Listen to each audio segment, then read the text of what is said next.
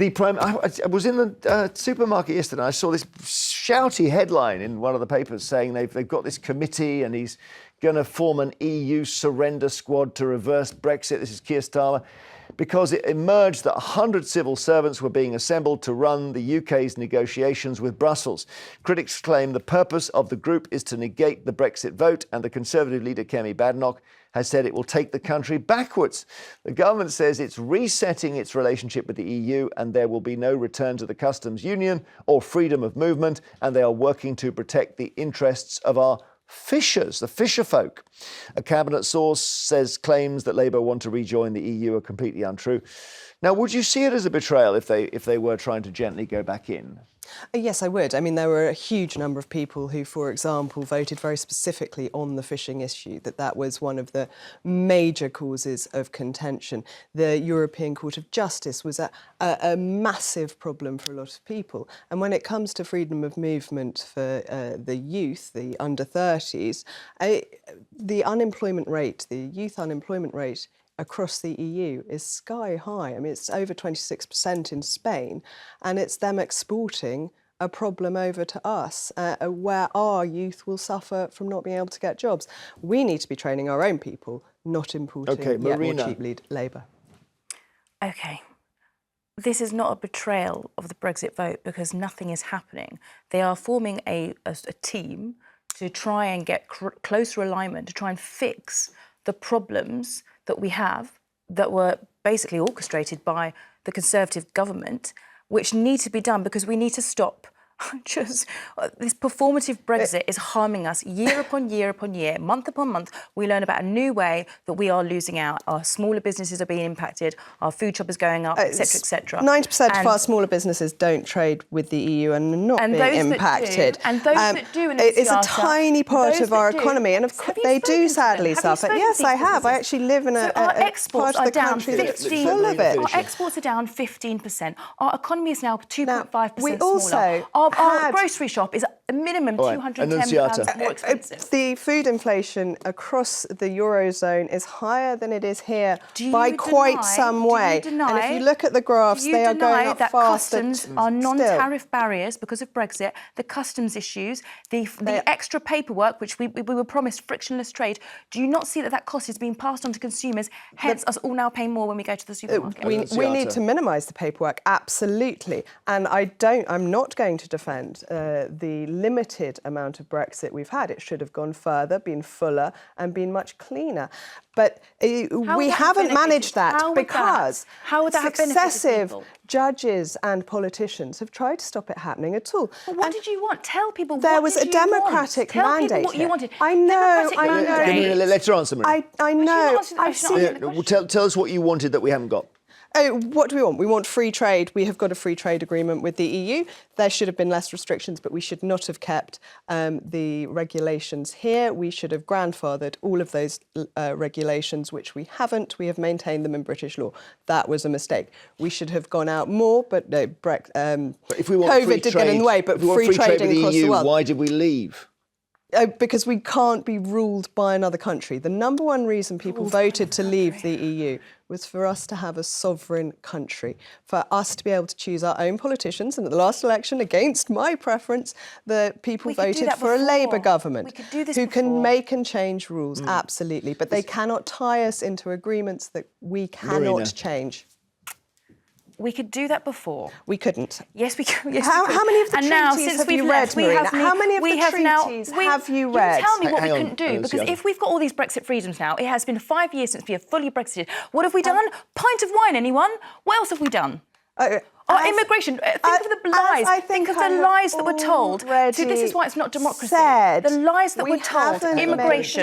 Immigration would be cut. It's record highs. Food would be cheaper. It's more expensive. Energy bills. Your brother again promised this. Energy bills will be cheaper. Thanks to Ed Miliband. No, thanks to Ed Miliband, who's been in 5 minutes. Well done. COVID. There's other stuff going on. But also, when we left the EU, we left the EU energy market whereby we could buy and get economies of scale. That has hampered. We learnt this week our energy costs are far more expensive as a result of leaving that purchasing block. That is just not the case. OK, hang on. Michael in Dover, hello. Hello. I thought I thought I was joining a debating chamber, and all it is a hysterical slanging match, and Marina shouting down at every opportunity. They both had equal time. Stop. View. So, yeah, but what do you want to say, Michael? Right, the government today, they're clueless, helpless, and they've got no vision. They've proved that on everything they've done since they've come into power. And they're no different with the EU and Brexit. And why not, Michael, why not unwind some of Brexit, if not all of it, if it's not working for us? Certainly, there've got to be changes. But Britain should be leading the EU, quite frankly, by example. And it's crazy. I mean, there are subjects you can pick up. I mean, if you take up these small boats coming across the channel, the government are coming at it from totally the wrong direction. Confiscating boats in Germany is all very well, but then that just puts greater pressure on the migrants that want to cross the channel using boats, and they're overcrowding the boats. But and it's no the small boats thing, there's been a spike in deaths in the channel. This is a separate thing, but the argument on the small boats is that we would have a better chance of getting France to listen to us if we were in the EU. It never did while we were in the EU because of the Dublin Treaty was never applied by France. And if it had been, then the migrants wouldn't have had the opportunity to come to the UK. Because if you apply for asylum in an EU country, you can only apply for asylum in the country that you're actually in. Right. So they could never apply for asylum in the UK if they were on mainland Europe. Marina disagrees with you, Michael. We didn't have the boat crossing issue when we were in the EU. We just didn't. Oh, come on. Please. Anyone remember lorries? We didn't have it. They did hang on to lorries, and that was police better, and then they moved to boats. Right, but the fact is, since leaving the EU, we didn't take back control. It's not Brexit, we have seen, Marina. We you have can't seen, tie everything to something you don't like. Why did you then promise? I applaud Why did you the for Brexit your Party? attempt Why did to the turn Brexit the question constantly back Why on did me. you promise that Brexit would cap immigration? And why have we seen Brexit, since Brexit, immigration at record levels? I'm going to boat crossings at record levels. I'm going to answer you in your own way. Why? And can't you understand that not everything is down to Brexit? That we have had other issues going on in the world, apart from an event in 2016. The reason I pose these questions, Annunziata, is because Brexit was positioned by the Brexit Party, by yourself, by your brother, as this thing that would be a silver bullet to all of these things. Immigration, food, bills, and it actually did the opposite. Farmers and fishers got the very opposite of what they were promised. All right, thank you. Michael, cheers. Lauren in London, hi. Good morning, how are you? I'm well, thank you. Would you like Labour to just edge closer to the EU? I just feel that the typical working class person has been sold a raw deal by Labour. I think that the days of sort of Tony Benn and that sort of thing, and democracy is a thing of the past. I feel like Labour has sold, when we talk about betraying, I think they've betrayed the public generally. I think with Brexit, the lady, sorry, I don't know her name, but... Annunziata and Marina. Oh, sorry, Annunziata, but I feel like a lot of people, the main reason for voting Brexit was because of the issues and concerns of immigration. And I'm sorry, I think that's the number one reason why people voted to leave. And probably yet, true. Look at the figures, that immigration hasn't come down. So it's not working. And I feel like a lot of people regret voting to leave. I think they were sold a raw deal, to be honest. Thank you, Lauren. Mark in Leicestershire, hi. Hi, it's good fun this morning, isn't it? Yes, it is fun, thank you. What do you think?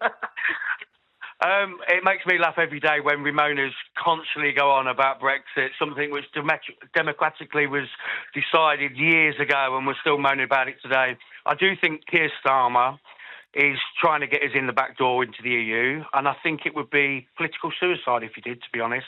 He's not making a good fist of it as he is. Marina, and I just think Marina, come in. I want to ask you this on a human level, right? You can call me a Ramona all you like. On a human level, I'm going to assume maybe you voted for Brexit, but do you see now that you were lied to? That isn't democracy. Lying to you to steal your vote is the opposite of democracy. How many people, 17.4 million people voted for Brexit? You've got to let him answer. How many different versions are there? Like, okay, that's a separate question. Do you think you were lied to, Mark? Yeah, in some respects, yeah, but the deals that were put in place wasn't done correctly. It was Conservative Party; they didn't handle it very well at all. So yeah, in some respects, yes. But why we would want to go back into the EU now is beyond me. Anyway, you've got Germany is struggling, France is struggling. Why we would want to go back into the EU is beyond me. Well, what about this suggestion, Mark? The Labour have put everything. They bet everything on growth, and their first economic figures show we're not growing. So they're thinking, how do we get growth? And the answer is probably, if you go back into the EU, you might get a bounce from that. How about that? No, no, not at all. No, trading, not for me. Mark, if our economy is 2.5% smaller as a result of Brexit, why can't you see that closer alignment with the EU would then lead to growth, which would then lead to more tax receipts for the Treasury, which means... Sorry? The EU's has reduced by even more. EU has reduced. Yes. Yes, you don't. I've got... There's been a global catastrophe. But Are you disagreeing? Noticed. Are you it's disagreeing? Not all Brexit. Are you saying that had we... All right. Everyone, the government's own analysts are saying that had we stayed in the EU, our economy would have been bigger. Can you really tell me? Are you saying you disagree with that point? One fact from Project Fear that came true, because not one has. Did we get the millions of unemployment? No, we had the lowest unemployment rate in Europe, and it's still one of the lowest. Annunziata, I don't know where you're living. We've got the care industry, we've got NHS. Marina, what's your key fact that you say Project Fear was right about? If you accept. For example, we have got a massive issue with our industries, hospitality, NHS, Our unemployment is higher than it was at Brexit. So you might want to check your facts. Okay, well done. You found 1 point. What about the fact that our water You haven't named anything else. We can't. How many clean beaches are there in Europe compared to here? What's happened to our Virtually water none. Ours is actually better. Okay, you mustn't talk across not perfect. Mark in Leicestershire, thank you. Marie in Glasgow, hello. Hello.